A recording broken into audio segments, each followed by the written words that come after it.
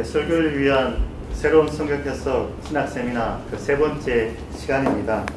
오늘 강의해 주실 우리 교수님을 소개하겠습니다. 여러분 다 잘 아시겠지만 장로회 신학대학을 졸업하시고 미국의 에모리 대학에서 구약학으로 박사학위를 받으셨습니다.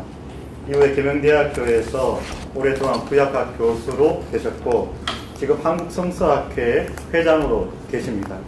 오늘 세 번째 시간은 전도서와 설교라는 제목으로 진행될 터이고, 지난 두 번, 첫 번째는 새로운 성경 해석과 새로운 설교, 두 번째는 민수기와 설교, 이렇게 두 번의 시간이 있었습니다. 두 번의 강의를 들으면서 그냥 학생으로서 느끼는 것은 심한 짜증이 좀 밀려왔습니다. 왜냐하면 나는 왜 말씀 이렇게 보지 못했던가, 이런 마음과 정 교수님 강의는 왜 들을 때마다 새롭지 라는 그런 스스로의 마음이 들어서 정 교수님이 진정한 이 짜증 유발자가 아닌가, 이런 마음이 좀 들었습니다. 그래서 오늘 우리 마음을 어떻게 하실지 잘 모르겠으나 세 번째 전도서와 설교라는 제목으로 여러분과 함께 나눌 때 귀한 시간이 되길 바랍니다. 나오실 때 큰 박수 부탁드리겠습니다.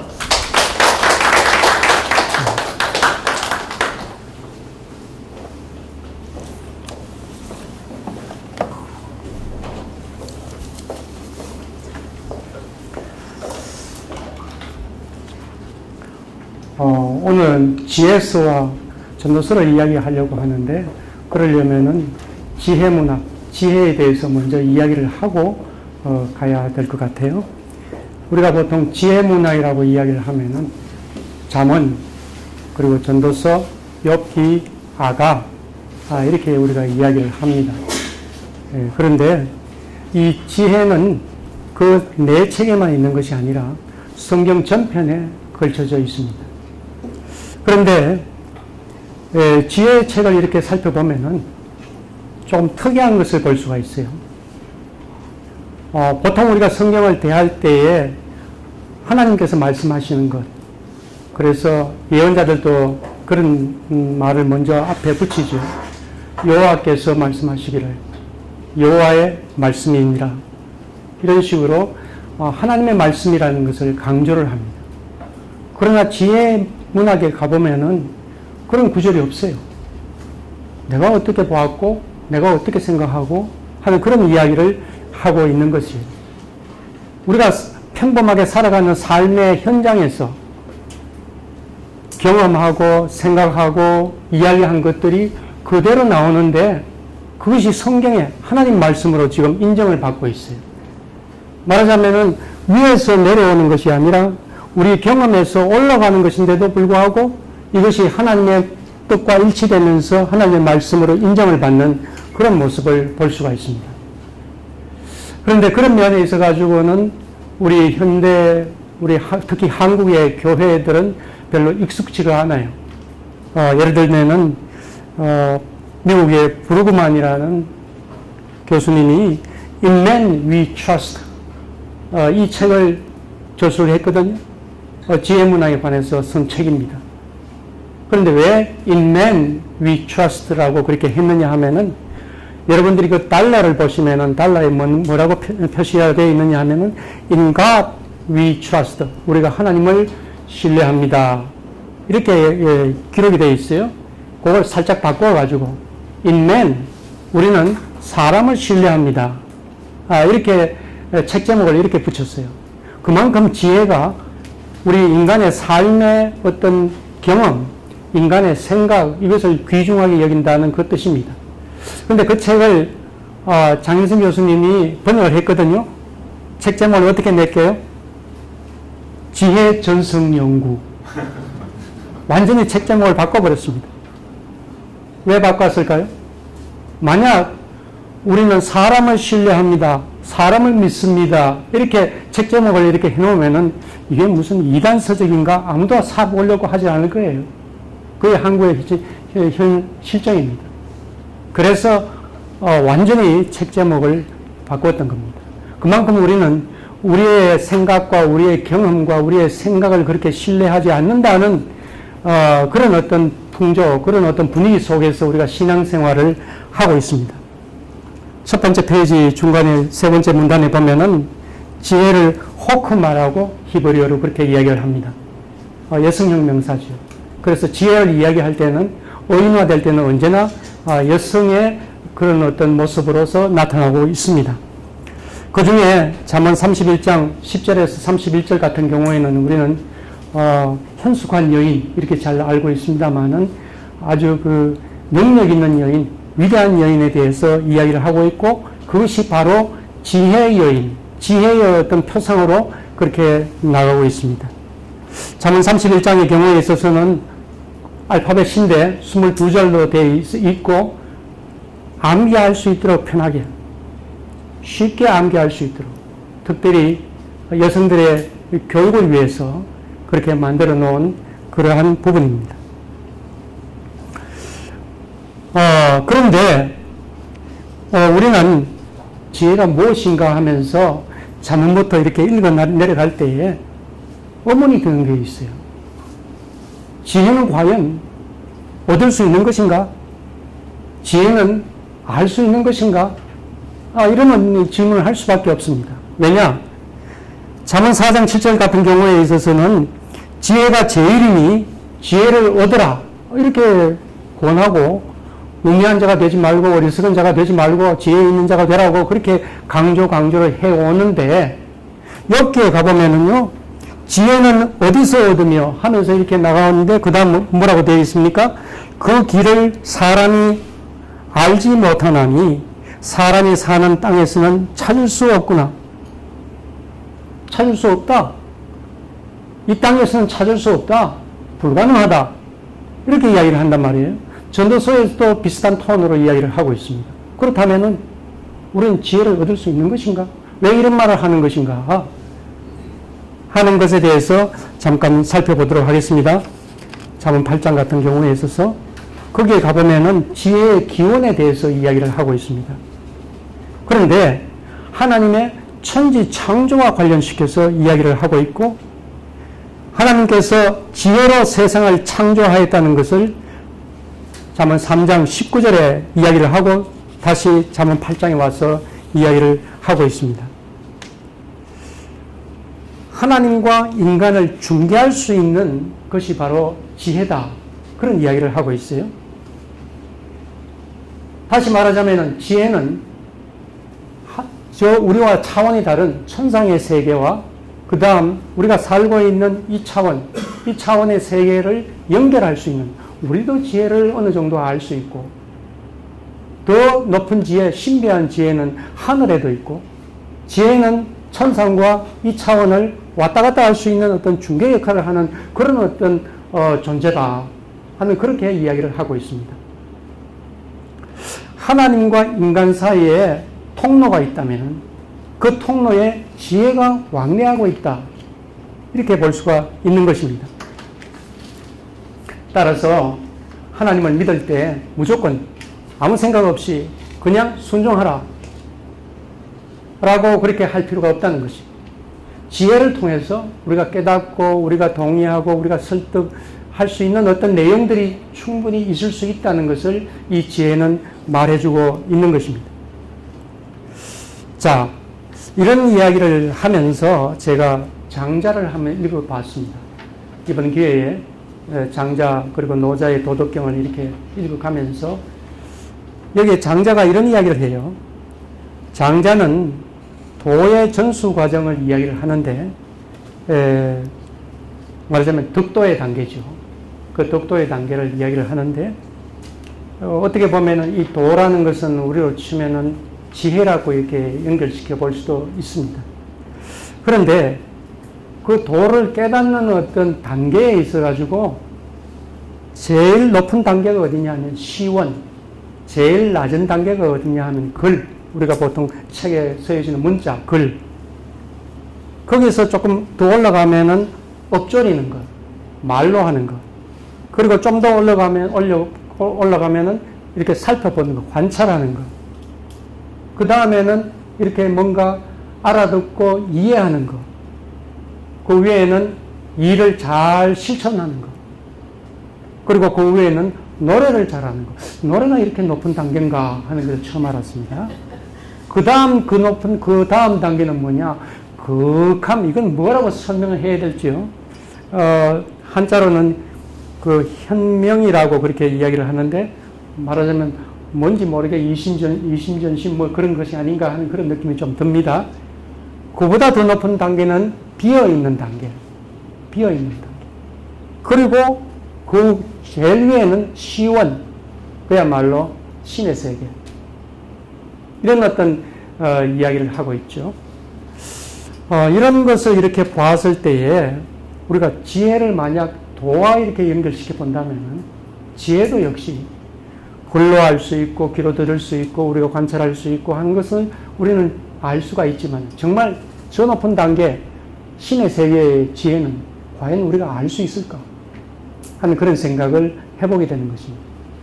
그래서 우리는 성경에 아주 귀하고 하나님 말씀이라는 것을 인정하지만 동시에 이 지혜서를 통해서 우리 옆에 있는 노자나 장자나 이런 어떤 동양 사상과 충분히 이렇게 연결시켜 가면서 이해를 할 때에 좀 더 성경을 잘 이해할 수 있겠다 하는 그런 생각을 해보게 되는 것입니다.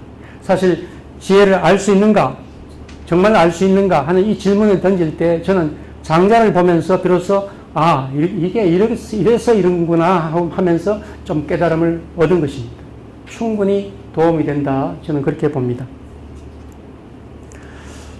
성경의 지혜가 어디에 있느냐? 지혜 문학뿐만 아니라 여러 군데 있는데 예를 들면은 예언서에도 이렇게 있습니다. 아모스에 가보면은 가사의 서너 가지 죄로 말미암아 내가 그 벌을 돌이키지 아니하리니 하나 둘 셋 넷 서너 가지 죄. 이게 전형적인 어떤 지혜자의 스타일입니다. 또 호세아 가보면은 그들은 다 가늠한 자라 과자 만드는 자에 의해 달궈진 화덕과 같도다. 이와 같은 어떤 비유, 직유, 뭐 이런 어떤 언유 이런 것들이 지혜자가 하는 전형적인 어떤 그런 어떤 테크닉이라 그렇게 말할 수 있는데 그렇게 본다면은 예수님께서 복음서의 비유로 말씀하신 것도 역시 지혜자 스타일이라고 그렇게 말해 볼 수가 있는 것입니다. 잠언 3장 13절에서 18절에 보면요. 히브리어로 이렇게 보면은 복이 있나니 아슈레라는 그 단어로 시작을 합니다. 끝에 가보면은 무샤르 하면서 복되도다 하면서 그렇게 끝나요. 이 스타일 우리가 잘 알잖아요. 예수님께서 산상수훈 때 가난한 자는 복이 있나니 심령이 가난한 자는 복이 있나니 이렇게 시작하는 그 스타일. 또 시편 제1편에 복 있는 자는 악인의 꾀를 따르지 아니하며 이렇게 우리가 번역을 했지만은 사실은 아슈레 이렇게 시작이 되는 겁니다. 복되도다 악인을 따르지 않는 자들이요 이렇게 번역을 할 수가 있는 겁니다. 이 모두가 지혜자의 스타일입니다. 또 지혜의 어떤 신학적인 특징을 이야기해 볼 수가 있습니다. 지혜를 이렇게 보면은 보통 우리가 평소에 생각해 왔던 혹은 전통적인 어떤 신학 이런 것에 대해서 해결이 안 된다 하는 그런 어떤 질문을 던지고 있어요. 예를 들면은 하나님께서 의인에게는 복을 주시고 악인은 망하도다 하는 이런 이야기를 들었는데 사실 우리가 현실에 이 세상에 살아가면서 모든 장소에서 그것을 다 경험을 하고 있습니까? 오히려 악인이 더 승승장구하는 것을 볼 수가 있습니다. 어떻게 이것을 설명할 수 있을까? 이런 어떤 질문을 거침없이 던지는 사람들이 바로 지혜자들입니다. 정말 하나님께서 통치하고 계시는가? 신정론에 대해서 의문을 던지는 사람들이 바로 지혜자들입니다. 그런데도 불구하고 지혜자는 기본적으로 하나님께서 천지를 창조하시고 이 천지 창조하신 이 모든 것에는 하나님의 어떤 의도와 그 다음에 하나님의 질서가 담겨 있다고 그렇게 믿고 있는 창조 신앙을 또 가지고 있습니다. 그리고 지혜자는 우리들이 경험하고 있는 일상적인 모든 경험과 그리고 각종 문화와 이런 것들에 대해서 긍정적으로 생각을 하면서 같이 서로 나누고 있습니다. 보편주의죠. 세계 누구나 믿는 사람이나 안 믿는 사람이나 어느 종교를 가진 사람이나 누구나 다 같이 경험할 수 있는 그런 것들에 대해서 이야기를 하고 있습니다. 그렇기 때문에 이 지혜 문학을 선교에 활용을 하면은 아주 효과적입니다. 한번 생각해 보세요. 게으른 자여 계미에 가서 배우라. 이 이야기를 꼭 기독교인에게만 통하는 이야기입니까? 아니죠. 어느 종교나 어느 문화권에 있는 사람이나 성실하게 살아라 하는 그 이야기는 다 보편적으로 받아들일 수 있는 것입니다. 따라서 선교 현장에서 제일 먼저 이야기할 수 있는 대목이 그 내용들이 지혜문학이다, 지혜다, 이렇게 이야기해 볼 수가 있습니다. 한국도 예외가 아닙니다. 한국에 우리가 개신교가 들어온 지가 100여 년이 되었습니다만은 천주교는 300여 년 전에 벌써 들어왔습니다. 그때 들어왔을 때에 천주교 신부가 먼저 들어온 것이 아니에요. 중국에 왔던 그 신부들이 한문으로 이렇게 번역을 하고 그 한문으로 번역한 그 책들, 출판한 책들을 조선의 선비들이 입수해서 읽었습니다. 그런데 그 가운데에서 칠국이라는 책이 그야말로 거의 최초로 들어왔습니다. 들어온 시기가 이 허균이 가지고 왔으니까 허균이 1569년에서 1618년 아닙니까? 이 시대에 이 칠국이 들어왔던 거예요.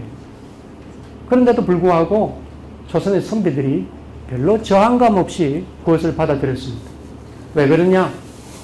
그 칠국이라는 책은 그야말로 신심수양서였던 것이죠.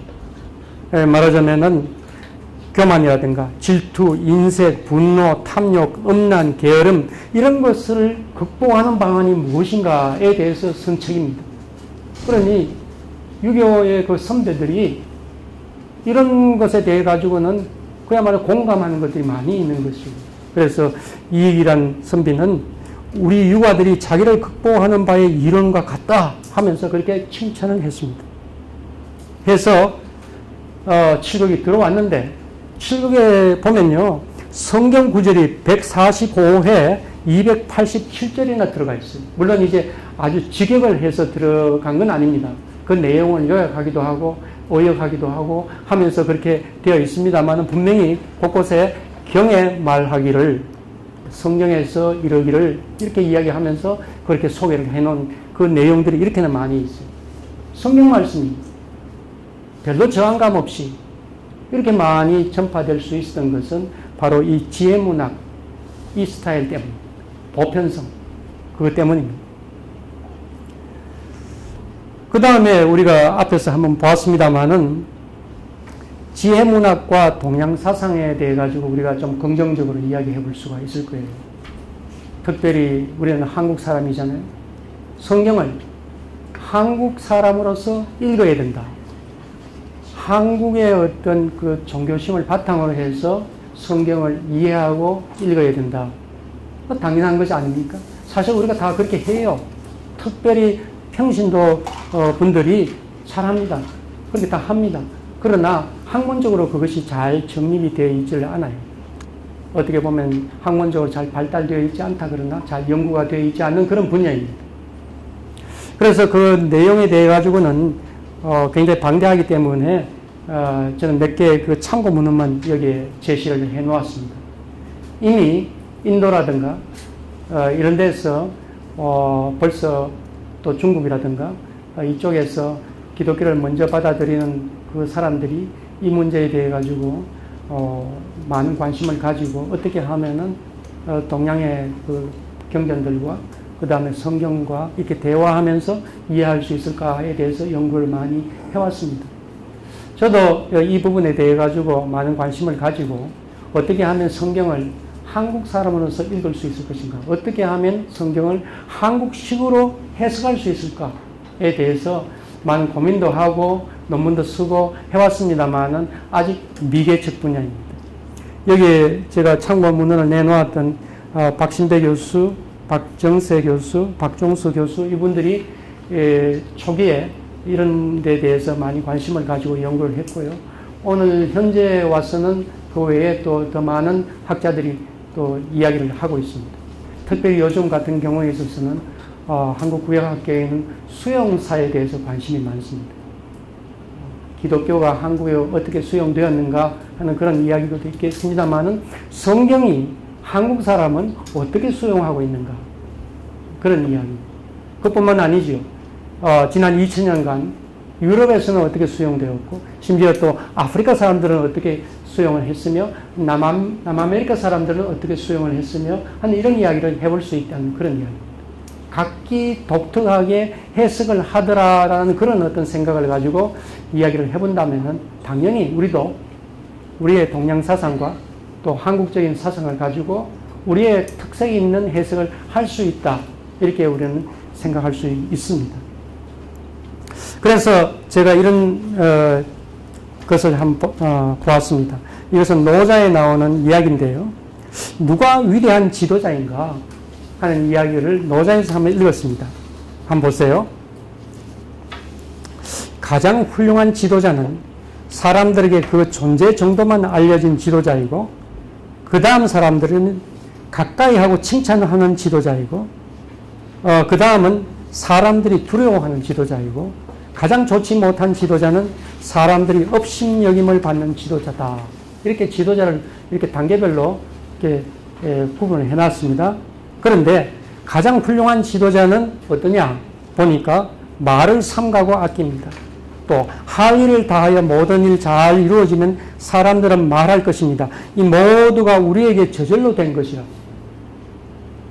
하늘에 의해서 된 것이 아니고 혹은 위대한 지도자 때문에 그렇게 된 것이 아니고 내가 한 거라고 하면서 자부심을 가지고 사는 사람들이 있는 그 세상, 그 사회를 이끌어가는 지도자가 최고의 지도자다. 노자의 도덕경에는 이렇게 되어 있습니다. 그래서 우리 하나님과 한번 견주어 봤습니다. 하나님은 어떤 스타일일까? 제가 보기에는 최고의 지도자 스타일 같은데 여기에 비춰본다면은 하나님도 이렇게 하시는 것이 아닌가 하는 그런 생각을 해봐요. 우리는 하나님께서 이것도 해주시고 저것도 해주시면 참으로 은혜롭고 우리가 많은 사랑을 받고 있구나 하는 그런 생각을 한다고 하지만은 정작 하나님께서 우리에게 원하시는 것이 무엇이겠습니까?